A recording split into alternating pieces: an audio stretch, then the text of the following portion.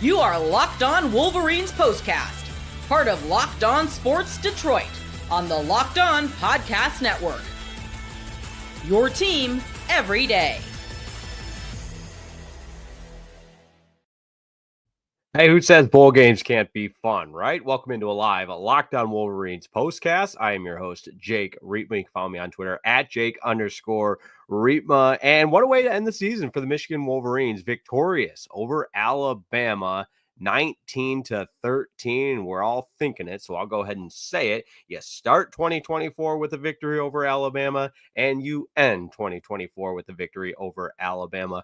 Pretty solid bookending days to the year. So we're going to go over it all, what it means for the Michigan Wolverines moving forward, what we liked in that bowl game, some observations, of course, what this offseason will look like. That's all coming up next on a live Locked On Wolverines postcast. Thanks as always for making us your first listen following the final whistle. And again, just as a reminder, this is the Locked On Wolverines post-game show. We're free and available wherever you get your podcasts, and of course on YouTube as well. It's all part of the Locked On Podcast Network, your team each and every day. How about a shout out to Isaiah Hole on the excellent coverage from Tampa Bay all week, bowl week long on the Locked On Wolverines Daily Show. And of course, all part of the Locked On Podcast Network, your team each and every day. So let's get into it. And as always, your comments are welcomed on the Locked On Wolverines postgame show. We'll mix them in as we go throughout. But the biggest takeaway in this one, how about that defense? No Mason Graham, no Will Johnson, no Kenneth Grant. The list goes on. And Nakobe Dean, the list goes on and on and on and on.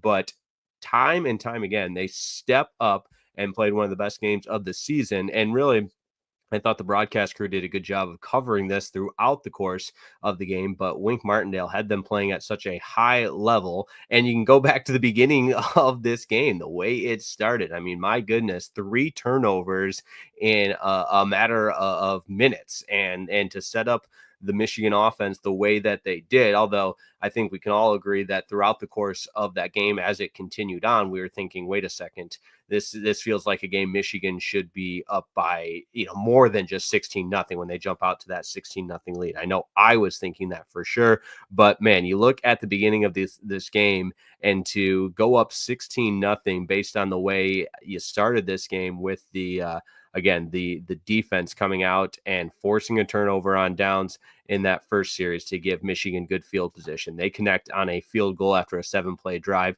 Didn't really, account for a lot of yardage on that drive, only 17 yards. It took 4 minutes off the clock. And then the defense gets a fumble. Once again, Alabama's defense holds Michigan to a field goal there. So you're up 6-0. And then the interception. You got to love that from the Michigan defense. And again, it's guys that were stepping up that wouldn't normally be playing and put in positions to be successful and really make the most of it. So you got to give a lot of credit to Derek Moore recovering the fumble, Cameron Brandt recovering a fumble. On the interception side of things, it was Wesley Walker who got the interception. And just, again, guy after guy after guy. And you can talk about the sacks as well. I mean, two sacks for Derek Moore, who had 2 tackles for loss as well. And Wesley Walker, number 13, getting in there with the tackle for loss. The list goes on about guys on that defense that really, really stepped up. And I know we'll get to the final drive down the stretch, but I mean, Rashawn Benny putting the pressure on Jalen Milroe on that final play of the game. You can make the argument that Michigan might not have won this game had Benny not put on that pressure on Milroe to force the errant throw on that 4th down play. But a lot to digest. And again, this is my opinion. This is not speaking for anybody else. And again, I respect each and every one of the colleagues that have opinions on bowl games. I personally love them, and it's another opportunity to go out for 60 minutes and to compete at the highest level. And both teams can say, well, this player didn't play, that player didn't play, and I think Michigan probably had as much of an argument as anybody of not being full strength. But you take the 11 guys out there on offense, defense, special teams. You ride with who you came with, right? You got to love that from Michigan.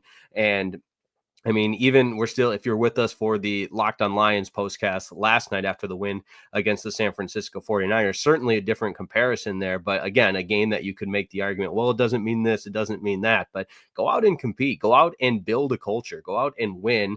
And I think ending the season with consecutive victories over Ohio State and then Alabama is certainly a way to salvage a season that in a lot of ways didn't go the way you would hope as a Michigan Wolverines fan. So that's a very macro, high level look at it. But again, specifically speaking, the defense coming ready to play. And now some interesting takeaways on the offensive side. We'll start with the good. And how about a true freshman debut on the rushing side of things for Jordan Marshall? 23 carries, 100 yards, had the only touchdown for the Wolverines, which was great. Or I beg your pardon, did not get in the end zone. My apologies. Reading too many columns on the box score now. Of course, that touchdown belonged to Frederick Moore, but 100 yards for Jordan Marshall. And throughout the course of the broadcast, talking about how the Michigan coaching staff raving about him and what he could mean to this Michigan offense. Now, the interesting side of things that was, I guess we could call it puzzling. We're going to get into the comments here in just a moment, but the part about the Alex Orji being the one to replace Davis Warren when Davis Warren went down, and it not being Jaden Davis. And you can make whatever it is about that. And to go back on my last point, that it's not another opportunity to compete and go out and play. And so Alex Orji was doing that, knowing full well he's in the transfer portal. So make of that what you will. But at the same time, I saw it a lot on Twitter. I was wondering the same thing of why would this Michigan coaching staff not utilize this as an opportunity to evaluate what you have in Jaden Davis, knowing full well that Alex Orji is leaving. And again, I tweeted this out, not to pile on or point out the obvious, but Alex Orji certainly isn't capable of being a Michigan caliber quarterback or being a quarterback on a caliber team that the expectations of the Michigan Wolverines and what they are. So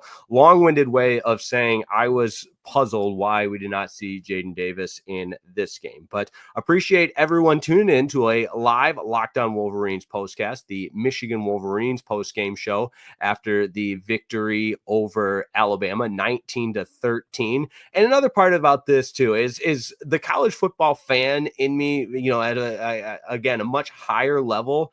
This is a bad look for Kalen DeBoer and Alabama. And some of it, you can attribute to coaching. Sure, you can attribute to the guys on the field, but this was an undisciplined Alabama team. There's the personal foul after personal foul. Justin Jefferson for Alabama should have been ejected down the stretch. And this was a team that people were clamoring to be in the college football playoff, which, make what you will of what the SMU Mustangs did in the playoff, Indiana Hoosiers, that, this, and the other.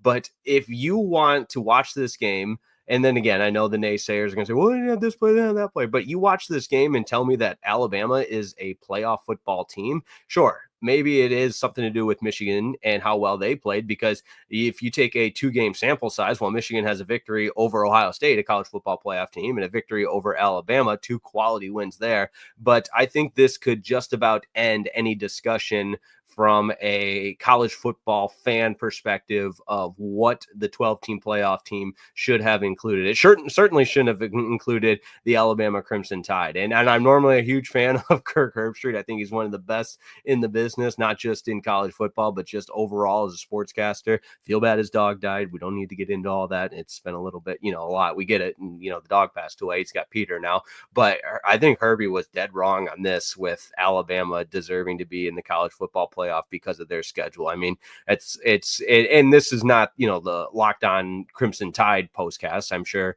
it could go more depth into that, but man, you talk about a statement win for Michigan. And really the way this game started, if we're doing the whole eye test, you can't unsee what Alabama did in that opening quarter of play. So I think this can, and I'm wondering where I feel like, when Ryan Day was like, I'd like to know where Lou Holtz is right now. I feel like I'd like to know where Kirk Herbstreit is right now, or I'd like to know where Paul Feinbaum is right now. Any of the talking heads that said Alabama should be in the the playoff can really just sit down and shut up. But it's a live Locked On Wolverines postcast. We're going to continue to break this one down. I want to talk about what's coming up in the offseason, as well as that incredible defensive play, and we'll get into your comments. Lots still to come on a live Locked On Wolverines postcast. Don't go anywhere. We are just getting started on Locked On Sports Detroit.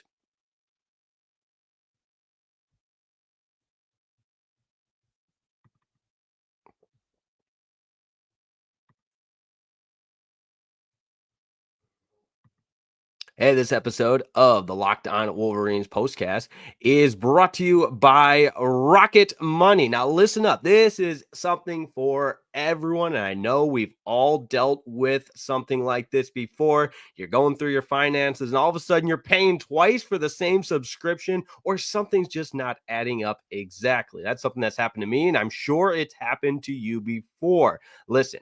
Rocket Money is a personal finance app that helps you find and cancel your unwanted subscriptions, monitors your spending, and helps you lower your bills so you can grow your savings. Doesn't that sound good? We're talking growing your savings by eliminating subscriptions you're not using anymore. It brings everything together in one place.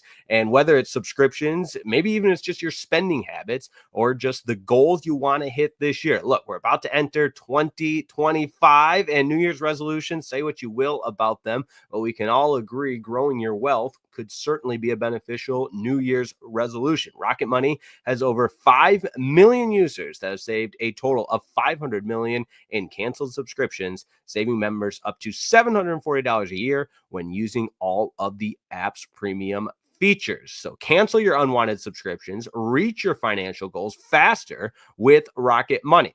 Go to rocketmoney.com/lockedon today. That's rocketmoney.com/lockedon today. rocketmoney.com/lockedon.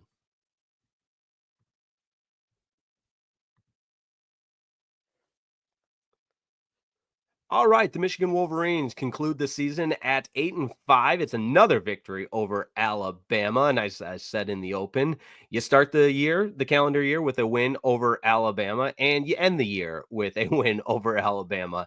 Tough to beat that. And again, you enter the offseason with some momentum, and everybody has a different opinion on that. I personally, again, my opinion, this is a lot of my opinion, believe in the value of a momentous entering of the offseason and having a momentum or good vibes, whatever you want to call it, entering that offseason. Wins over Ohio State and Alabama certainly bode well in that direction, in my opinion. Now, let's get to the comments. A lot of people want to get in on that, and that's part of the live Locked On Wolverines postcast and the postgame show here on Locked On Sports Detroit. So we start with David Gustafson, who says, "Go Blue." Daniel Berry Sports Highlights checking in. YouTube user and I were thinking the same thing. I was told the SEC is far superior to the Big Ten.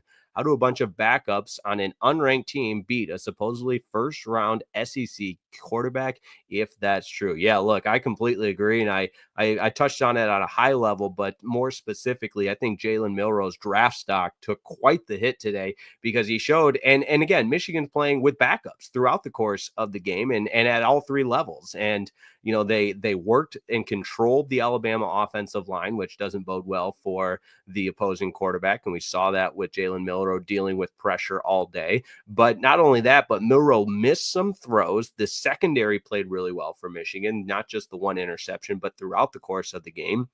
And at the middle level as well, linebackers and so on and so forth, I think Michigan's defense had the answer, and Wink Martindale and company were a step ahead of Kalen DeBoer and the Alabama coaching staff all afternoon long. Mr. My City chiming in says, "Let's go. I can't believe I hit on a parlay 2 days in a row. I'm an MSU fan, but I pulled the trigger on U of M.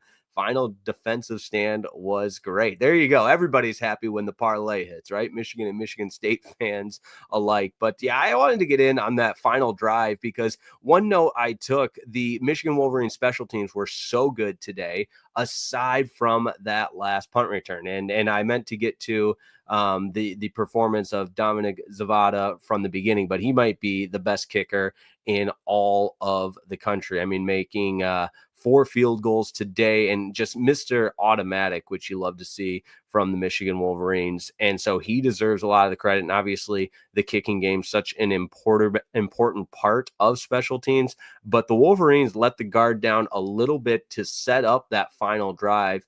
And for Alabama, I know the way that punt return from Williams from Ryan Williams could have really spiraled and set up that long game-winning touchdown drive for Michigan or for Alabama if the Michigan defense didn't stand tall down the stretch. So a lot of credit to the Michigan defense there. And again, the final play, you got to give a lot of credit to Rayshon Benny, who put the pressure on Jalen Milroe down the stretch. But man, a couple of guys that stepped up. You got to give credit to Amir Hall with 9 tackles, one of them being a sack as well. And then I mentioned the fumble Derek Moore and Cameron Brandt. That was impressive. The interception from Wesley Walker set Michigan up in good position as well. Part of that first quarter onslaught by the Michigan Wolverines. So again, really impressive stuff from that Michigan defense. Here's Johnny wants to say poor Bama. Yeah, exactly. Just like last year, like last season, right? Just like last season. It's technically still the same calendar year, but it's exactly what I was thinking as well. Good stuff there. Michigan beat Michigan State, OSU, and Little Bama all in one season. You got to love that. Yeah, again, there's going to be, this is the definition of a roller coaster season. Some highs, some lows, and everything in between. And so if we want to cherry pick the good, there's a lot of good to cherry pick. If we want to look back at some of the tough days and some of the difficulties in this season, there's certainly that as well, and everything in between. Demetrius McNeil is not up next. He says that's twice Michigan over Alabama. Indeed, it is. And getting some compliments on my Locked On gear. How about that? That's a nice Locked On hat. Well done with quality merchandise. Yeah, you got to love that. Shameless plug for the Locked On merchandise if you're watching on YouTube. And what I love is it's let me turn it around. There it is. Carhartt brand. Good stuff there. Nice Michigan company. So good stuff. Ronster TV Media. Hail to the victors. There you go. They earned it on a game like today, beating the Alabama Crimson Tide 19-13. Alabama falls to 9-4. Michigan finishes the season at 8-5. So certainly not a playoff caliber matchup like it was last year, but a lot to look forward to for Michigan. And again, an entertaining game. I was entertained. I hope you were. The weather, too. I haven't talked about the weather, but how about that monsoon and the rain that began this game? And maybe that contributed to some of the turnovers. But anytime teams use the elements as an excuse, I quickly respond with both teams are playing in the same elements. So it certainly didn't affect Michigan as poorly as it affected Alabama. That's what I would say to that. But then it was a beautiful sunny day in Florida. So if anyone was at the game, would love to hear from you as well. Enjoyed following my guys' stuff throughout the week that were there. Isaiah Hull, of course, Locked On Wolverines, and good friend of mine, Tony Garcia, for the Detroit Free Press, does such a great job covering the Michigan Wolverines. And again, I am all for bowl games, and you can debate me on that. And I certainly acknowledge there's an argument for guys that are making a business decision and investing in their future. Not going to argue with that, but I was never a good enough player to say I'm too good to play in a game, and so other guys have that predicament, I guess, that they're faced. I certainly never was. I would die to play in any game with my teammates, and I think a lot of people would tell you the same. But sure, the stakes are way different when you're talking about millions of dollars down the line to set up generational wealth. So not going to get into all that because I think there is a debate to be had. But let's talk about the future of the Michigan Wolverines and send everybody off onto New Year's Eve in a positive light. That's coming up next on the final segment of the calendar year for the Locked On Wolverines post-game show here on Locked On Sports Detroit.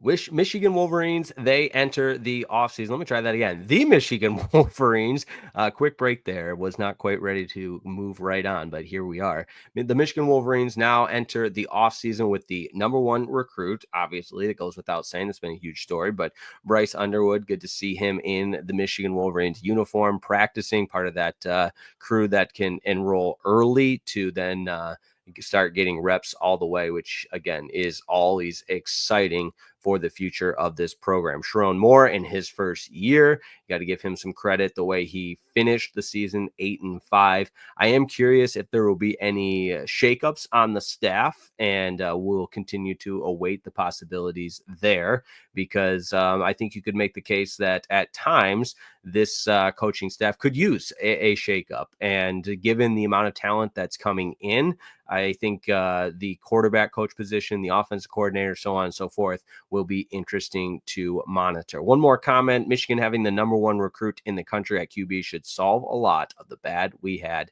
this season. Indeed. And I caution, though, looking at a roster and saying one guy solves everything. Of course, a huge boost, and it helps a great deal. Nobody could argue that. But at the same time, the kid is, and I think it's part of what comes with the territory, especially in today's climate of how much money he's making, NIL, and the drama around him flipping from LSU to Michigan. So certainly that all factors in the expectations that you have for Bryce Underwood.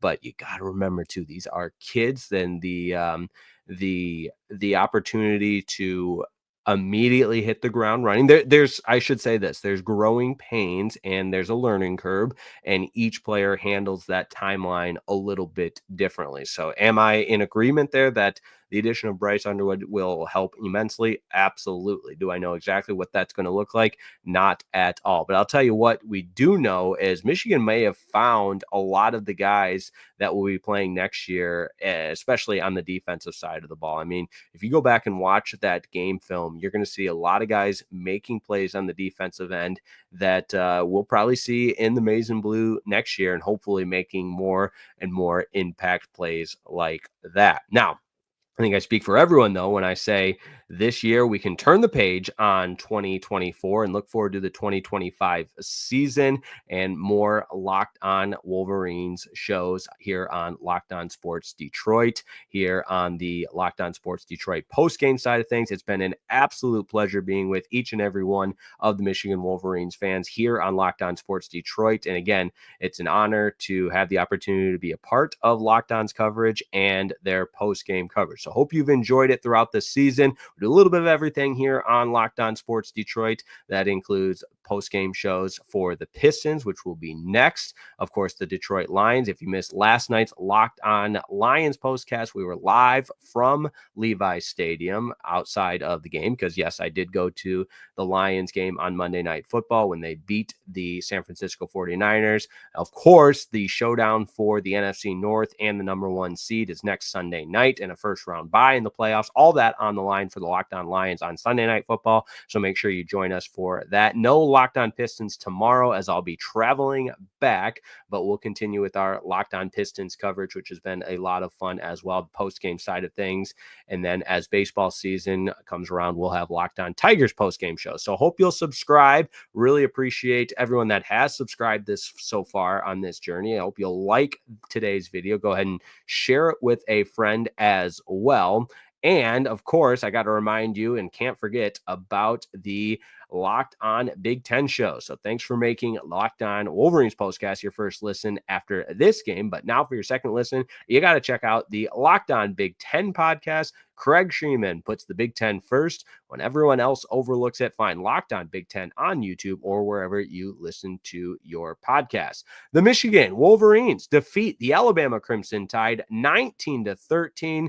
And on behalf of everyone at Locked On Sports Detroit, let me wish you a very, very happy new year in 2025. Blessings and blessings, and look forward to seeing you on the other side of the turn of the calendar. It's been an absolute pleasure in this first season of the Locked On Wolverines postcast. Look forward to many, many more in the future, and have a wonderful rest of your day and a happy new year to all. We'll see you next time on Locked On Sports Detroit.